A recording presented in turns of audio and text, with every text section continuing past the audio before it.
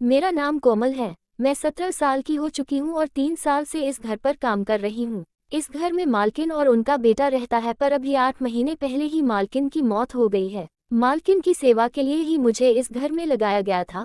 मुझे लगा था उनका बेटा मुझे काम से निकाल देगा, पर शेखर ने मुझसे कहा कि तुम अभी भी यहाँ काम कर सकती हो। मुझे ये सुनकर बहुत खुशी हुई, क्योंकि मैं दिल ही दिल उसे पसंद करती हूँ। हालांकि शेखर के दिल की बात मुझे समझ नहीं आती, क्योंकि मैं उसे चुपके से मुझे देखते हुए देखा है, पर उसके दिल में मेरे लिए क्या फीलिंग है यह मुझे पता नहीं। हाँ, मैं जानना जरूर चाहती हूँ। मैं दिन भर उसी के घर में रहती थी और मेरे रहने के लिए छोटा सा कमरा भी था, जहाँ मैं रात में सो जाती थी। मैं मालकिन की मौत के बाद ही शेखर के करीब करीब रहने लगी थी। मैं जवान हो चुकी थी और मेरा बाहर कहीं आना जाना भी नहीं था।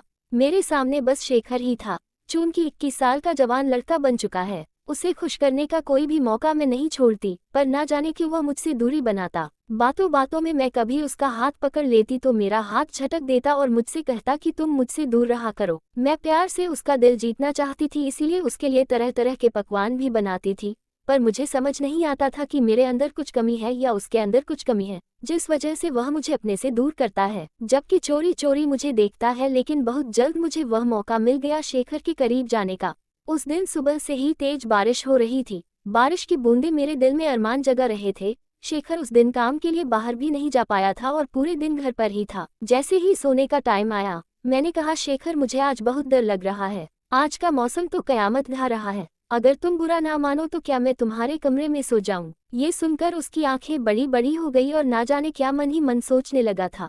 ऐसा लग रहा था कि वह चाहता भी है कि मैं उसके कमरे में सोऊं, पर कह भी नहीं पा रहा था। उसके ये भाव देखकर मैं काफी चिंतित हो गई थी कि कहीं मुझे इसलिए तो अपने आप से दूर नहीं रखता, क्योंकि मैं गरीब घर की लड़की हूँ और मेरे मम्मी पापा मेहनत मजदूरी करते हैं। अपनी माँ की तरह मैं भी देखने में काफी खूबसूरत और हसीन हूँ और 17 साल की बाली उम्र में मैं अपने जज्बातों पर काबू नहीं रख पाती। ना ही स्कूल जाना था, ना ही मेरी जिंदगी का कोई मकसद था। बस माँ ने काम पर लगा दिया था। मैं काम कर रही थी। कभी कभी अपने घर वालों से मिलने तो चली जाती थी, पर मैं बहुत अकेली थी। मुझे कोई चाहिए था जो मुझसे प्यार करे। शायद उम्र की वजह से ही ऐसा था कि मुझे अपनी जिंदगी में एक लड़का चाहिए था और मेरे सबसे करीब शेखर था। अंजाम की परवाह किए बिना ही मैंने उससे कह दिया था कि मैं आपके कमरे में सोना चाहती हूँ। मेरे मन में तो यह था कि मैं उसे हासिल कर लूँ, पर थी तो मैं नादान। थोड़ी देर वह सोचने के बाद बोला, ठीक है, तुम सो जाओ मेरे कमरे में। मैं अंदर आई तो यही सोच रही थी कि मैं कहाँ सोऊं, नीचे बिस्तर लगाकर सोऊं या उसके साथ बेड पर सोऊं। मैं शेखर की तरफ देखने लगी थी।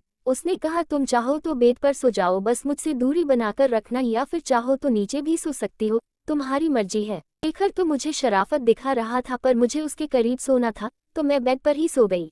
बारिश की वजह से काफी ठंड लग रही थी, ऊपर से पंखा भी चल रहा था। शेखर एक चादर ओढ़कर किनारे पर सो गया था।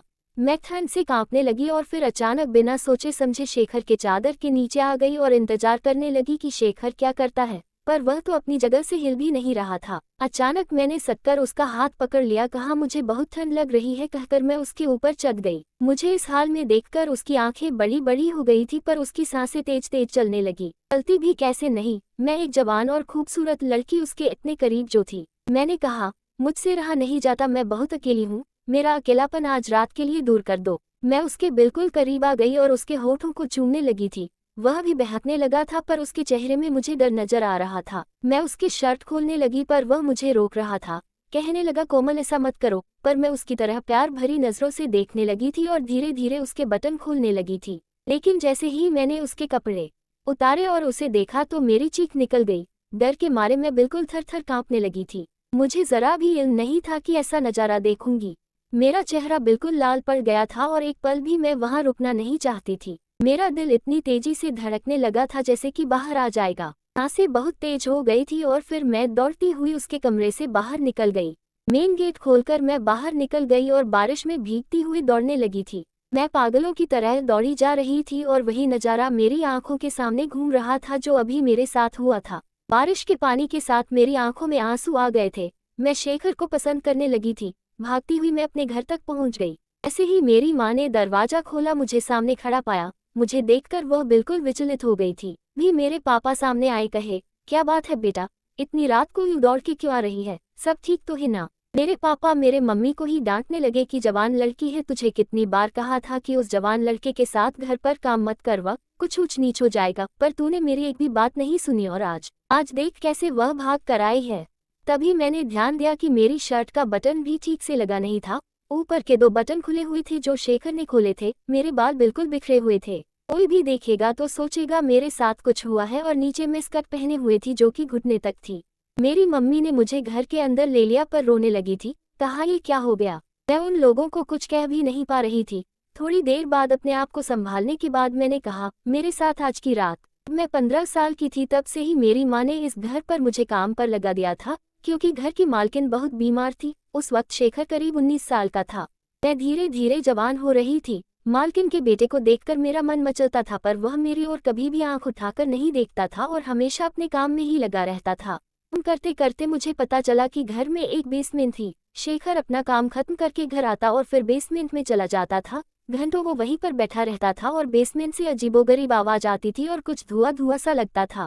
पहले मुझे यही लगता था कि शेखर नीचे बैठकर नशा करता है, पर जब वह मेरे पास आता तो उसे देखकर ऐसा नहीं लगता था कि वह कोई नशा किया हुआ है। बिल्कुल स्वाभाविक लगता था, पर बहुत ही परेशान सा लगता था। मैं हर वक्त उसके ऊपर नजर बनाए रखती थी, क्योंकि मुझे वह पसंद था। एक दिन मालकिन सो गई थी और शेखर बेसमेंट में था। उस मौके का फायदा उठाकर मैं भी बेसमेंट के अंदर चली गई थी।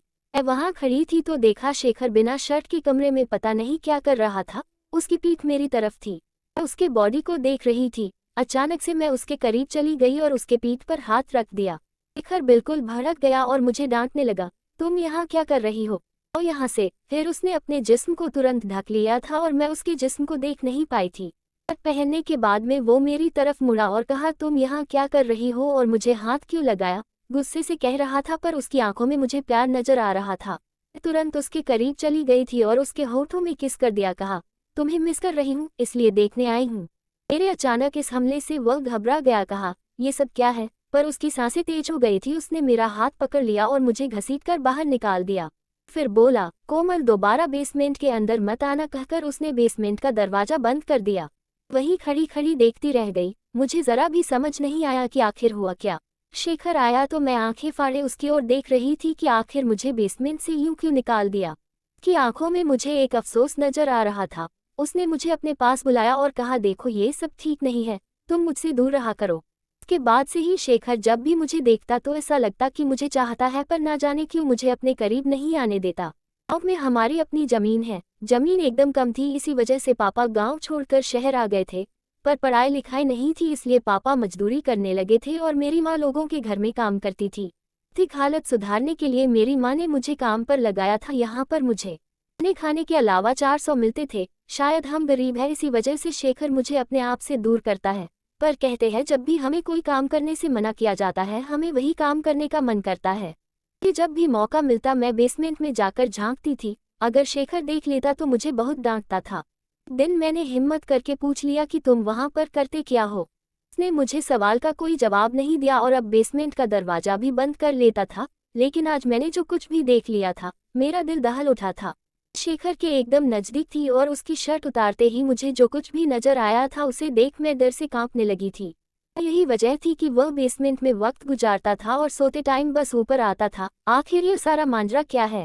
मेरी मम्मी पापा रोना धोना कर रहे थे। अपने आप को संभालते हुए मैंने कहा, माँ शेखर ने कुछ भी गलत नहीं किया, मुझे आप लोगों की याद आ रही थी। दिन से इतनी कयामत वाली बारिश हो रही थी कि मैंने बुरा सपना देखा और सपना टूटते ही मैं दौड़ती हुई आप लोगों के पास आ गई। पापा मम्मी के इकलौती बेटी हूँ। उन्होंने अभाव के कारण दोबारा कोई बच्चा भी नहीं लिया था। मेरी बात सुनकर मेरी माँ मुझे देखने लगी थी। मैंने कहा, माँ मेरा तो सोने के लिए अलग कमरा है। मैं वहीं सो रही थी और बुरा सपना देखा, इसी वजह से दौड़ती हुई आपके पास आ गई। पर अच्छा लड़का है, वह कभी भी मेरी तरफ गंदी निगाह से नहीं देखता है। बातें सुनकर मेरे घर वालों ने राहत की सांस ली, पर मैंने उन्हें सच नहीं बताया था। ये सच बताने की हिम्मत नहीं थी, जिस वजह से अगले दिन उन्होंने फिर से मुझे काम पर भेज दिया। सुबह काम पर आई थी तो देखा शेखर घर पर ही था। शायद वह मेरा इंतजार कर रहा था, पर मैंने उससे कोई भी बात किए बिना सीधा घर का काम करने लगी थी। पर मेरे आगे पीछे घूम रहा था। उसने सोचा था कि मैं उससे कोई सवाल पूछूंगी, पर मैंने कोई सवाल नहीं पूछा। तो उससे नफरत सी हो गई थी। शाम तक वह मेरे आगे पीछे ही घूमता रहा। जब मैंने अपना सारा काम खत्म कर लिया तो अचानक उसने मेरा हाथ पकड़ लिया। कहा, मैं तुम्हें सब बताऊंगा, तुम बैठ जाओ। मैं उसकी तरफ देखने लगी थी। मैं उसे पसंद करने लगी थी और इस कदर मेरा दिल टूटा था।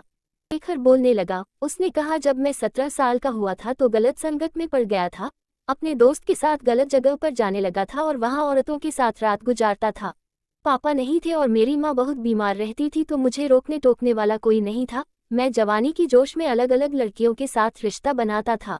क्लास की एक लड़की थी जो कि बहुत खूबसूरत थी, बिल्कुल गोरी चिट्टी, और मेरे दोस्त उस लड़की को हासिल करना चाहते थे और हमें मौका मिल गया था। हमने उसे उठा लिया था, एक झोपड़े में लेकर आ गए थे। हम सब ने मिलकर बारी बारी से उसके साथ गलत काम किया। बहुत रोई थी, गिड़गिड़ाई थी कि मुझे छोड़ दो, पर हमने उस पर दया नहीं किया। कुछ गंदी वीडियो भी बना ली थी और कहा था अगर किसी को बताओगी तो यह वीडियो सबको दिखा देंगे। हुई उस लड़की ने मुझे श्राप दिया था कि भगवान तुम्हें इसकी ऐसी सजा देगा कि तुम सोच भी नहीं सकते। उसकी बात को हंसकर टाल दिया था, लेकिन जब मैं घर आया तो मेरे पेट की चमड़ी में बहुत जलन होने लगी थी। कपड़ा भिगाकर अपने पेट पर रख दिया था, न जाने चमड़ी इतनी क्यों जल रही थी। उस जलन से तड़प रहा था और कुछ घंटे के अंदर मेरे पेट में बड़े अजीब से दाने निकल आए थे। डॉक्टर के पास गया पर दाने बहुत बड़े हो गए थे। डॉक्टर ने उसकी दवाई तो दी थी पर वह ठीक होने का नाम नहीं ले रही थी। फूलते चले गए और मेरा पेट ऐसा गंदा हो गया, अब मैं किसी लड़की के करीब जाने के लायक भी नहीं रहा था। मेरी हालत इतनी खराब हो गई थी कि कोई लड़की देखती तो डर जाती और उसका दर्द मुझे अलग होता था। तुम यहाँ काम करने आई तो मैं भी तुम्हें मन ही मन चाहने लगा था, पर मैं जानता था कि तुम मेरी शर्ट उतारोगी तो वह दाने तुम्हें दिख जाएंगे और लड़कियों की तरह तुम भी डर जाओगी। रात वही हुआ। मैं इसके टोटके कर रहा हूँ कि यह ठीक हो जाए, क्योंकि डॉक्टर इसका इलाज नहीं कर पाए और इसी वजह से मैं बेसमेंट में जाता था। बिल्कुल बड़े बड़े हो गए थे, उसके हिसाब से ये थोड़े छोटे हुए हैं। जिस तांत्रिक बाबा से टोटके कर रहा हूँ, कह रहे हैं कि इसे ठीक होने में और 6 महीने गा। उसकी बात सुनकर मैं बिल्कुल हैरान रह गई थी। मैं शेखर को अच्छा लड़का समझती थी पर उसने अपनी जिंदगी में इतने गलत काम किए। मैंने कहा मैं उस लड़की की तलाश भी कर रहा हूँ जिसने मुझे श्राप दिया था, ताकि मैं माफ़ी मांग सकूं, पर वह लड़की शहर छोड़कर चली गई है और अब तक मुझे नहीं मिल पाई। 6 महीने के बाद धीरे धीरे शेखर इस इलाज से पूरी तरीके से ठीक हो गया। मैं भी इसमें शेखर की बहुत मदद की थी और उसके बाद शेखर ने मेरा हाथ थाम लिया।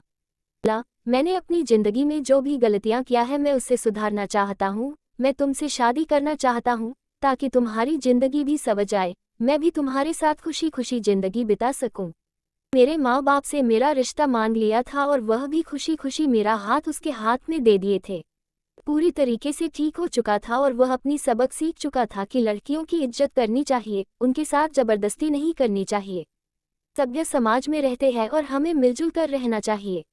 की शादी के बाद हम दोनों ने मिलकर उस लड़की को खोजा और उससे मिलकर हमने माफ़ी मांगी। माफ़ी मांगने के बाद शेखर का दिल थोड़ा हल्का हुआ।